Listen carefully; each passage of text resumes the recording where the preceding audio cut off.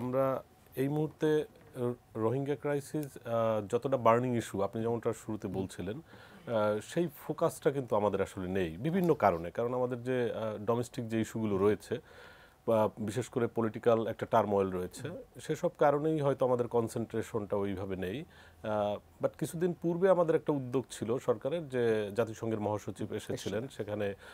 যদিও তার এটা এক ধরনের নিয়মতান্ত্রিক সফর বলবো, কারণ হচ্ছে গিয়ে তিনি প্রতি বছরই কোনো না কোনো মুসলিম দেশে গিয়ে ইফতারে অংশগ্রহণ করে, এবং ওনাদের ব্যাখ্যাটা সেরকমই ছিল যে তো যেভাবেই হোক না কেন তিনি এসেছেন। এবং আমরা মনে করি যে এই সংকটের একটি সমাধানের যে চেষ্টা, অর্থাৎ আমাদের এই রোহিঙ্গা বাংলাদেশে মোটা দাগে যে সর্বশেষ প্রবেশ করলো, অর্থাৎ 16-17 সালের ঘটনা, সেই থেকে আমরা কিন্তু দেখছি যে বেশ কয়েকবার আন্তর্জাতিক পরিসরে এ নিয়ে ইউনাইটেড নেশনসে আপনার জেনারেল অ্যাসেম্বলিতে বিভিন্ন সময় ভোটিং হয়েছে, পক্ষে বিপক্ষে ভোট পড়েছে, এবং বিভিন্ন ফোরামে কিন্তু আমরা তৎকালীন সরকারও চেষ্টা করেছে, এখন যারা রয়েছেন তারাও চেষ্টা করছেন।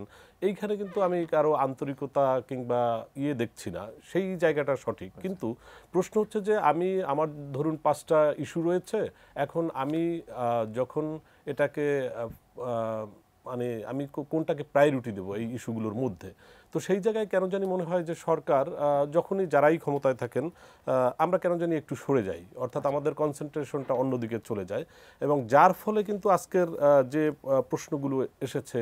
একনল হ্যান্ড ওয়াশ 100% প্যারাবেন ফ্রি, তাই নিরাপদ হাতের জন্য আস্থা রাখুন একনলে। যে মিয়ানমার এবং বাংলাদেশ বর্ডারে যে ক্রাইসিসটা চলছে এখন, সেই ক্রাইসিস বলতে এখন তো তারা আরকান তো দখলই হয়ে গেছে, আরকান আর্মি দখলই করে নিয়েছে, কিন্তু দখল করার যে প্রক্রিয়া, সেই প্রক্রিয়ায়ও কিন্তু আমরা কিছু ভয়ঙ্কর বিষয় দেখেছি, যে তখন বাংলাদেশ সীমান্তে ইভেন বাংলাদেশের আমাদের সভরেন্টির মধ্যে ঢুকে যে এক ধরনের উত্তেজনা, তারপরে হচ্ছে এখানকার যে আমাদের টেকনাফ উখিয়াতে যে ক্যাম্পগুলো রয়েছে সেখান থেকে আরএসও, এআরএ কিংবা আরসা তাদের যে পার্টিসিপেশন, এবং তাদের ওখান থেকে আবার পুশব্যাক হওয়া, অর্থাৎ 23 জন আপনার বোধহয় নিশ্চয়ই মনে আছে, এবং তারা কিন্তু বিভিন্ন এই রকমের যে সংগঠনগুলো রয়েছে সেই সংগঠনগুলোর সদস্য। এখন যেটা একটু ভয়ঙ্কর ব্যাপার সেটা হচ্ছে যে এই যে সংগঠনগুলোর নাম বললাম আমি, এরা কিন্তু কোনো না কোনোভাবে আপনার এক ধরনের রেডিকালাইজেশনের সাথে সম্পৃক্ত।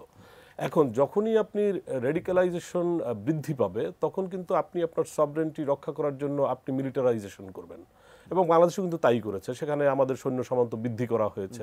তো ফলে এইগুলো যখন একটা এক্সট্রিম পর্যায়ে যাবে, আমি বা আপনি আমরা কেউই সেটা প্রত্যাশা করি না, কিন্তু যখন সেই জায়গায় যাবে তখন কিন্তু মিলিটারাইজেশন যখনই হবে তখন কিন্তু আপনার ডেমোক্রেটিক প্র্যাকটিস, তারপর freedom of thought, freedom of thinking, human rights, এগুলো কিন্তু অ্যাবসেন্স হবে।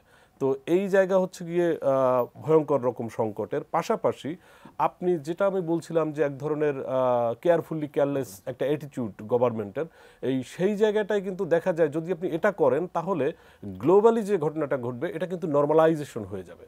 আর যখনই এটা নর্মালাইজেশন হবে তখনই কিন্তু আপনাকে স্টেট যে responsibility, being as a state Bangladesh, people's republic of Bangladesh, তার কিন্তু এই রেসপন্সিবিলিটি নিতে হবে। অর্থাৎ এই মানে নাম্বার যেটাই হোক না কেন রোহিঙ্গা শরণার্থীদের, তাদের এই পুরো জনসংখ্যার রেসপন্সিবিলিটি কিন্তু আপনাকে নিতে হবে। আপনি এখন 1952 চার্টার অনুযায়ী আপনি বলতে পারবেন ইউএনএইচসিআর এর যে আমি তাদেরকে আমরা সিটিজেনশিপ দিচ্ছি না, আমরা তাকে নাগরিক করছি না, কিন্তু আপনাকে তো তাকে অ্যাডাপ্ট করে একটা পার্টিকুলার জায়গায় আপনি তাকে বসবাস করার সুযোগ দিতে হবে, যেটা আমরা করেছি ভাষাঞ্চর কিংবা অন্য যে আরও 2টা ক্যাম্প রয়েছে। এখন যখন আপনি এটা করবেন তখন কিন্তু বেশ কিছু বিষয় আপনার এর সাথে সম্পৃক্ত হবে, অর্থাৎ এখানে আপনার জিও পলিটিক্যাল ইস্যু আসবে, সাইট প্রক্সি ওয়ার আসবে, অথবা কনফ্লিক্ট তৈরি হবে, এবং আপনার পলিসি যেটা রাষ্ট্র ন্যাচারালি যেটা নিতে পারে সেটা কিন্তু এখন এক ধরনের আপনার ইম্পেলিস্ট ইম্পোজ যেটা আমরা বলি, অর্থাৎ বড় বা বৃহৎ যে রাষ্ট্রগুলো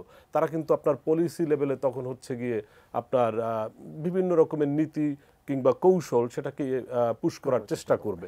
ঠিক পাশাপাশি আপনার এখানে কিন্তু একটা বিশাল জনসংখ্যা, আমরা হয়তো বিরোধিতার জন্য বিরোধিতা করে বলছি, কিন্তু তারাও মানুষ, এবং তাদের এখন এখানে আসার পরে এই যে নরনারী, তাদের এক ধরনের নতুন যে জেনারেশন তৈরি হয়েছে মিলনের ফলে, এবং সেই জেনারেশন কিন্তু একটা বিরাট সংখ্যা, এবং এই সংখ্যাটা কিন্তু এক ধরনের আইডেন্টিটি ক্রাইসিস কিংবা আইডেন্টিটি ভ্যাকুয়ামে পড়বে। অর্থাৎ আপনি একটা পুরো প্রজন্ম বড় হবে, তারা জানে স্টেটলেস পিপল, তারা জানবে না যে তাদের রাষ্ট্রের নাম কি। এটা তো আসলে হতে পারে না। এই বিষয়গুলো যখন আপনি দেখা যায় যে ওই একই জায়গায় বছরের পর বছর থাকবে, তখন কিন্তু আরও একটা আন্তর্জাতিকভাবে আপনি একটা চাপে পড়বেন। আমি সেটা প্রত্যাশা করি না, কিন্তু আমার এটা এক ধরনের শঙ্কা। যেমন ধরুন, সেটাকে আমরা বলতে পারি যে এক সময় ওই জায়গাটা আপনি যখন অপরাধ দমনের জন্য, সামাজিক অস্থিরতা বন্ধ করার জন্য, কিংবা মিয়ানমারে তারা গিয়ে যে পার্টিসিপেট করতেছে ওখানকার বিচ্ছিন্নতাবাদী মিয়ানমার রাষ্ট্রের ভাষা অনুযায়ী, অর্থাৎ আরকান আর্মির সাথে, তো এরা সব মিলে কিন্তু এক ধরনের আপনি এদেরকে চাইবেন দমন করতে। তো দমন করতে গেলেই আপনি ইন দ্য লং রান এটা ডিফ্যাক্টো এক ধরনের যেটাকে বলা হয় ডিটেনশন ক্যাম্প তৈরি হবে। তখন কিন্তু আপনার আন্তর্জাতিক গণমাধ্যম কিংবা পলিটিক্যাল যারা এক্সপার্ট রয়েছেন, অ্যানালিস্ট রয়েছেন, তারা কিন্তু তখন এটাকে এভাবে সংজ্ঞায়িত করবেন। যখন এভাবে সংজ্ঞায়িত করবেন, তখন কিন্তু আপনি আরও বিপদে পড়বেন।